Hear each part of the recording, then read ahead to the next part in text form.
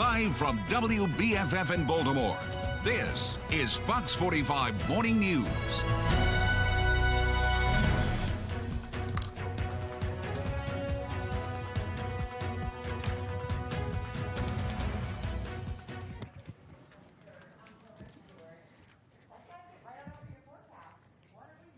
Yeah, beautiful day. A nice start to this Sunday morning. 10:30 now, low 60s, so temperatures are improving with the sunshine that is back today in wake of yesterday's weather maker.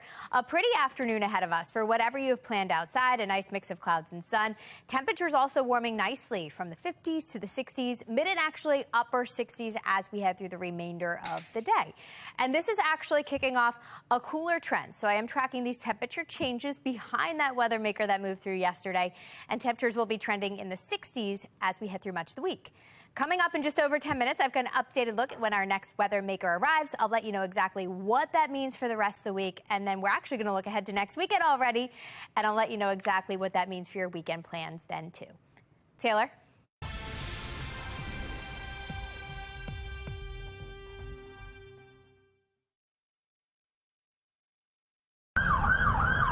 Bullet after bullet.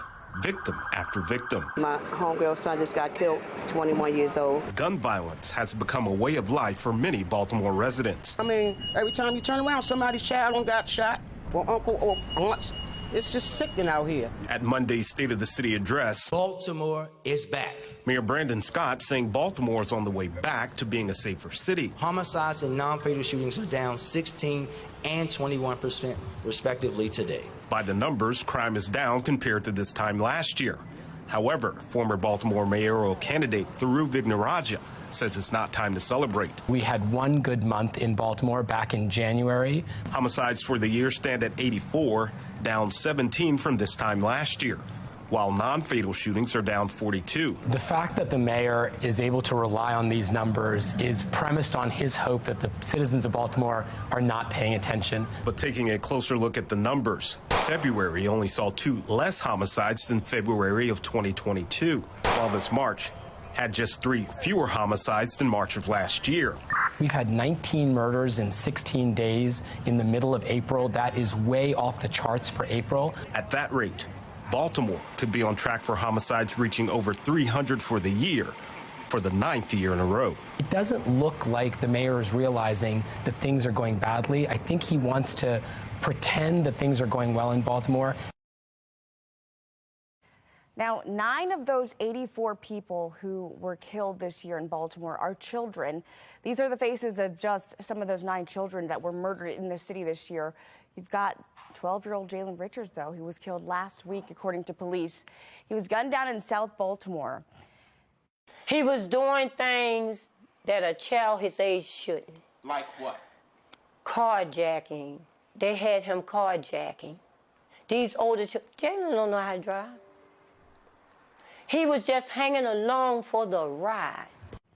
Now, his family spoke to Fox 45, saying he got recruited and caught up in Baltimore's gang violence. Now, one expert tells us this vicious cycle happens more often than you think, and he thinks it could get worse over the summer. Maxine Stryker shares their thoughts on the recruiting process here in the city.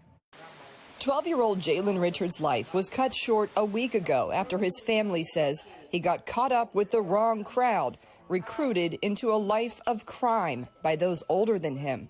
They still was dragging my baby to the streets because he was a minor.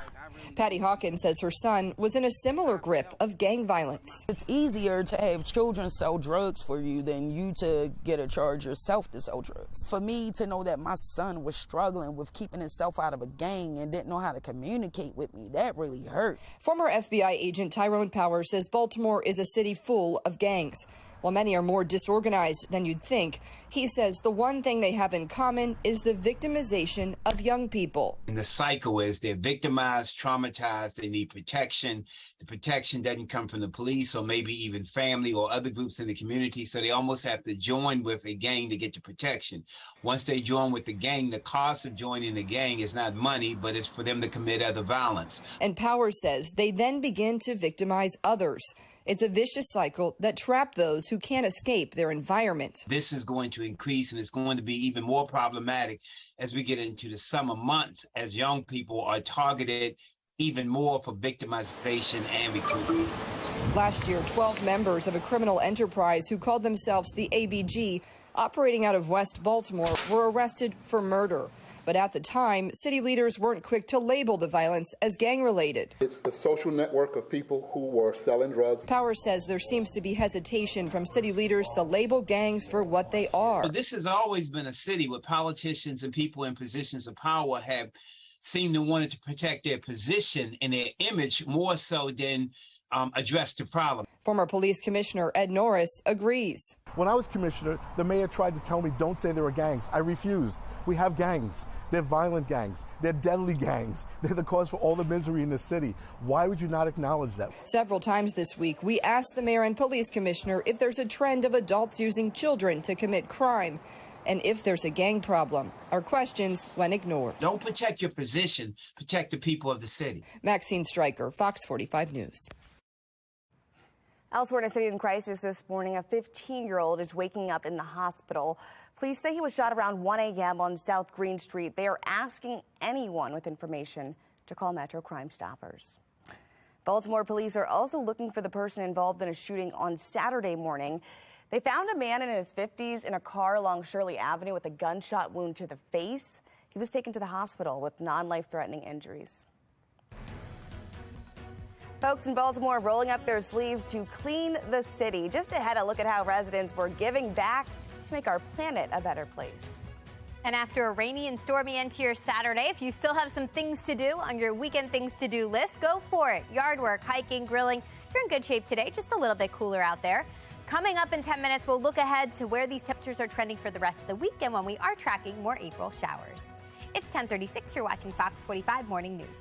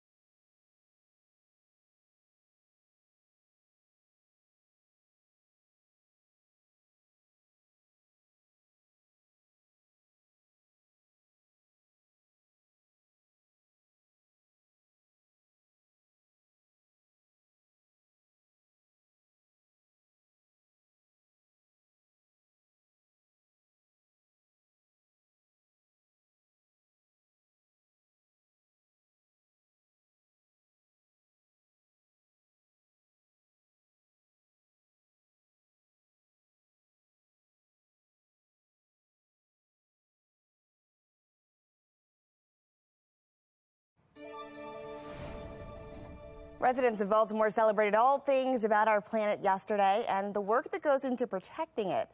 Earth Day yesterday, Mayor Brandon Scott continued his Mayor Spring Clean program. Yesterday, volunteers were out on Carrollton Ridge and across the city cleaning up sidewalks and picking up trash. We spoke to one resident who says a clean neighborhood is the first step towards a thriving community. So I've lived here my whole life, and I've lived in and seen communities where, like, you know, it's like very, I guess, dirty, or it's like not very, you know, upkept, and that has a big effect, you know, on the community and on like the houses and the resources and stuff like that in the community. So cleaning it is like a good first step. Clean cities lead to happy people lead to thriving communities, and thriving communities always lead to excellence. Now, Mr. Trash Wheel celebrated its birthday bash at Pierce's Park. 9 years of picking up trash in Baltimore and the waterways. Now, nobody works harder to clean up than Mr. Trash Wheel, and those in attendance yesterday got to celebrate with stickers, cupcakes, and some Earth Day activities. Students at Christchurch Nursery School released some butterflies in celebration of Earth Day. We want to see how all of you guys celebrated Earth Day, so go ahead and send it to us through Chime In or the WBFF app. And what a better way to enjoy the day than checking out some beautiful colors outdoor. These flowers sent to us from Sherwood Gardens, they are in full bloom this week. And let's look at this here. Okay, our very own Mackenzie Frost also shared some pictures on Twitter. You can see that she's taking in the beautiful scenery where, I don't know, where is she, guys? That's a gorgeous area. Well, she enjoyed Earth Day, and Governor Wes Moore also signed off on 3 bills for climate change this week. He says it's going to accelerate the state's transition to clean energy and away from reliance on oil and gas. The progress that we are about to make as a collective government, as a state, and as a country, and as a people, it doesn't just speak to the now. It speaks to the future. A future where the air is cleaner, a future where our energy grid is more resilient, a future where power is drawn from nature instead of consistently being in conflict with it. The governor is doubling down on reaching net zero emissions by 2045. It's the first step that would cost taxpayers $9.5 million in the budget of this year, fiscal year 2023. The future of natural gas in your home. I break down an effort in one U.S. city to overturn a ban on natural gas infrastructure in new residential buildings and how the movement could impact you. And Bed Bath & Beyond has filed for bankruptcy. Still ahead this morning why the company is closing its doors for good. You're watching Fox 45 Morning News, all local, all morning.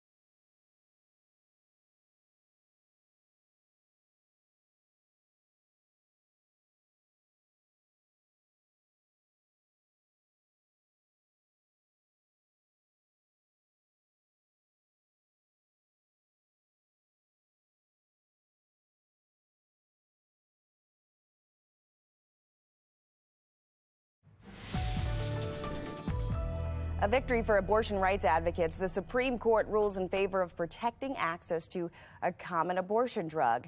It is the first big abortion decision since the court overturned Roe v. Wade just last summer. An April ruling by a Texas judge attempted to stop the sale of the abortion pill, while the Supreme Court says the drug can remain on the market while appeals are heard. Opponents say the drug presents health risks despite widespread use for more than 20 years. The way this has been treated as a culture war topic does a disservice to the underlying question, which is what is maximally safe for women? I think that's what we all want. It's just a question of how we get there. Mifepristone is an incredibly safe medicine. And certainly there are risk of complications with abortion care, as there are with just about every medical kind of care that you can receive in this country. And the reality of having potential complications doesn't mean that that medicine isn't incredibly important. Governor Wes Moore says Maryland will fight to protect a woman's right to get an abortion regardless of what the Supreme Court ultimately decides. Whether it's passing 3 pieces of legislation in our legislative session that focuses on access and privacy and making sure that people are not criminalized when they get abortions in the state of Maryland, or whether it was being in support of what happened in the legislative process where abortion is now going to be on the ballot next year to make it part of the constitutional amendment, or being able to stockpile the mifepristone in the state of Maryland. We are going to use every tool in our capacity to make sure that abortion and reproductive rights are going to be safe and secure here in the state of Maryland. Now, there's a chance this case could come back to the Supreme Court, but for now, doctors in states where abortion is legal can prescribe that pill to patients. Well, that 20% off Bed Bath & Beyond coupon is your draw, and it's in your drawer, and it's only good for a few more days here. That's because Bed Bath & Beyond has filed for bankruptcy, and the company says it will stop accepting those coupons on Wednesday. Instead, they're going to offer deep discounts on products as part of its going out of business sale. Profits for Bed Bath & Beyond took a hard hit after those stores closed for months because of the pandemic, and the company has been trying to cut costs by closing more than half of its stores since late last year. The future of natural gas is also a new contention here, with buildings that have sparked debate coast to coast. Recently, in one Oregon city, there's been a push to overturn a ban on natural gas as new low-rise in residential buildings continue. Dee Gatton joins us to look at both sides of this fight and how this movement is gaining traction, why some say it could mean more costs for people nationwide. 61% of U.S. households use natural gas for at least one energy end use, according to a 2020 Department of Energy survey. As the gas versus electric battle continues, some say this could all impact your budget. There's just not enough information to explain the impacts of a natural gas ban on our housing market, on our business community. No company should have a pipeline of these toxic chemicals into our homes. Opposing views over gas and electric in your home. The Washington Post cites an audio recording they obtained that highlights an effort to overturn a ban on gas hookups in new residential buildings in Eugene, Oregon. They say the American Gas Association's Vice President for Advocacy, Sue Forrester, said gas advocates expect to spend $4 million on this campaign. Quoting her saying, "What happens in this situation will spread across the country." While some researchers say gas stoves raise environmental and health concerns. We know that gas stoves emit a lot of nitrogen dioxide, which happens when you burn fuel, and that can lead to pretty high levels in the home at times when you're cooking. Business professor at the University of the Incarnate Word, Dr. David Vequist, raises feasibility concerns and warns of the potential cost to the consumer. With all the problems that we've had with the electrical grid over the past couple of years, it's probably not the thing that we should be considering right now. For new building, it would actually increase the overall cost of the infrastructure for the builders that are putting in new facilities. And so those prices would be passed on to the buyers of new houses. Putting strain on the electrical system, he says, would impact utilities and could also mean more costs. If the Eugene, Oregon example is followed by other municipalities, other states, I would suspect that you're going to see various other businesses have to play along. So these types of ordinances can have a rolling snowball effect. Berkeley, California became the first city in the U.S. to adopt a ban on natural gas in new construction in 2019. It was recently overturned by a federal appeals court. Reporting for the National Desk, I'm Dee Gatton. Artificial intelligence may help airlines go the extra mile. Bloomberg is reporting that airlines like Air New Zealand and Swiss International, they're using AI software to determine fuel-efficient paths and help planes avoid stopping. AI programs can help pilots avoid extreme weather and instruct them to fly at different speeds. American, Delta, JetBlue, they've already invested in AI technology, according to Fortune. All right, let's get over to meteorologist Amy Aronson. If folks are flying today, Justin always talks about the wind paths Is it a good day to fly? Little breezy out there today, but overall winds nothing crazy. What we are up against, some pollen. Pollen levels are high. The rain helped wash some of it away yesterday, but not enough. Maple, oak, and poplar still a problem. High levels again on Monday. We are tracking a little bit of a drop-off Tuesday into Wednesday if you're suffering from allergies. We've got sunshine out there, low 60s right now, just a pretty spring day. West-northwesterly winds currently at 10 miles an hour, so that's that cooler air coming in from the north and the west behind our latest cold front. We're hanging on to the 60s right now, but look at all the 40s back to our west. More of a wintry chill in Chicago today. 39 degrees there now. They saw some snowfall there yesterday. Still looks like it's some ongoing flurries at this hour. Not the case for us, but we are tracking a big cool down behind that front. No longer tracking the summery warmth. Instead, it's going to feel like spring. Mid and upper 60s, that's where we're headed today. We will see a couple of brief sprinkles this afternoon, this evening. Nothing really to worry about. Some extra clouds make a brief appearance this evening, too. Overnight, skies clear, temperatures fall. Tomorrow morning, it's going to feel cold again. The 40s are back for us, upper 30s if you're north and west of Baltimore. Jackets will be needed as you step out the door Monday morning. And that sets the stage for a much cooler week, a cooler 5-day temperature trend. We're in the upper 60s on Sunday, low 60s after that to kick off the week, and then mid 60s are back starting on Wednesday before a new weather maker moves in by the end of the week. If you're headed out to Camden Yards this afternoon, looks pretty today. They squeezed in that game yesterday, so today going for the sweep. We're in the mid 60s this afternoon there. Going to be a pretty day if you're headed out to that. A quick look ahead shows a couple of pretty days ahead of us. Monday and Tuesday stay nice and sunny with highs in the low 60s. We're in the mid 60s on Wednesday with increasing clouds, and that's all out ahead of that next weather maker. This will send us a couple of days of rain chances. Nothing really heavy or severe, but some spotty showers show up starting on Thursday, scattered showers on Friday, and it looks like some additional spotty showers as we head into the weekend on Saturday. Taylor? All right, in your entertainment news, the Twilight Saga movie series is in the stages of becoming a TV show. The Hollywood Reporter says it's in development now by Lionsgate Television, and the saga, based on author Stephanie Meyer's best-selling books. The 5 original films in the series, they've grossed over $3.4 billion nationwide. The direction of the storylines and what platform the TV series will appear on, still not clear, but Myers is expected to be involved in the production. And while record stores may seem like a thing of the past, a few brick-and-mortar stores do still exist. And yesterday, 1,400 record stores across the country took part in Record Store Day. The day started 16 years ago, and a West Virginia store owner says artists still see the value of selling vinyl records.